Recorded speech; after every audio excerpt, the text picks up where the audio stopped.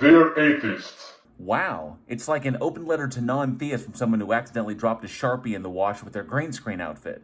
Atheists are the most bizarre, delusional, and inane species in this world. Wait, what? Atheists are a species? I didn't know that. Because if we are, that means through careful selective breeding over time, we can artificially select for a super atheist, and then all the world would truly be ours. Yeah, but that's not reality. You see, atheists aren't a species, Homo sapiens are, or human beings, which sadly includes individuals like Diet Anonymous here.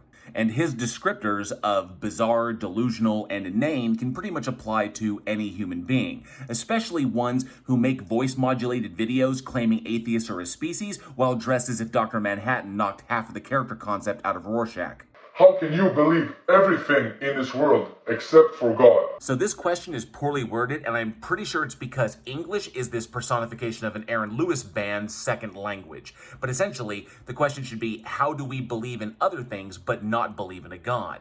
Well, the shortest and easiest way to answer this is by explaining that beliefs are not something that we choose, they're something that we are convinced of due to strong evidence, and applied critical methodology, and sound argumentation.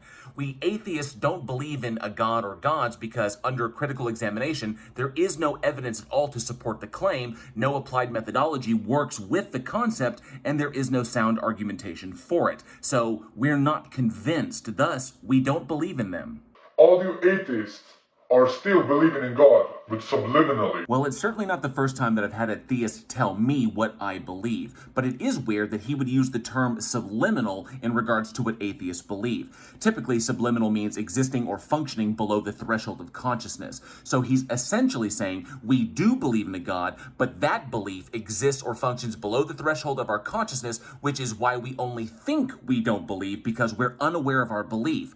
But his claim leaves us with some nagging questions. How exactly can I believe that I'm unaware that I believe in something when I consciously know that I don't believe in it? And if knowledge is a subset of belief, then how can I possibly know it either? And if we don't know we believe something, then how can we actually believe it? The answer to these questions is you can't. So beliefs are not chosen, we are convinced of them, and they reflect one's personal experience. Thus, I don't believe in a God or gods because I don't experience them. Nothing has ever been presented that convinced me otherwise, and all of the actual evidence points to them not existing. If you are in a plane and the plane starts to crash, you will squeeze your soft, fragile hands and start to pray to God. That is a positive claim, and this personification of a void here doesn't have any evidence to back it up. And by the way, been there, done that. And while at the time we thought that the plane was probably going to crash, no, I didn't fall to my knees and start praying to anything. Interestingly enough, my thoughts at the time were really that I wish I could afford to use the phone that was attached to the plane so I could call my wife one more time. Those things are hella expensive. Why are you doing this? I thought you were an atheist.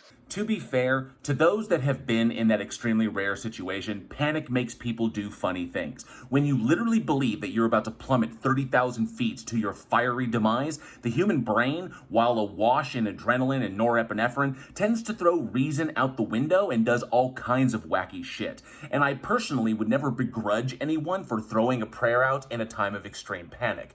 There is, of course, nothing out there to hear it or respond to it, but I certainly wouldn't make them feel bad about it. You are a fake, lying hypocrite. Ah, there's that theistic compassion we've come to expect, insulting someone who may have reacted irrationally in a time of extreme stress. Boy, there ain't no hate quite like Christian love.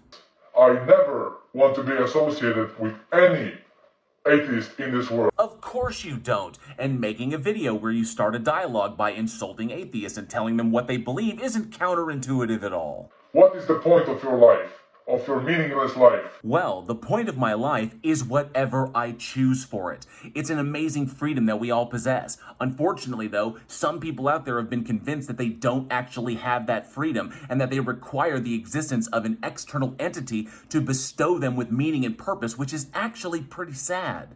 If you don't follow the path of the Creator who created this world and your life. Well, demonstrate that this creator thing actually exists. You haven't provided any evidence, you've only provided insults born out of your ignorance. But until that day comes, I still have to live my life, and I'll live it for the purpose that I choose for it. I only fear one thing, I fear God.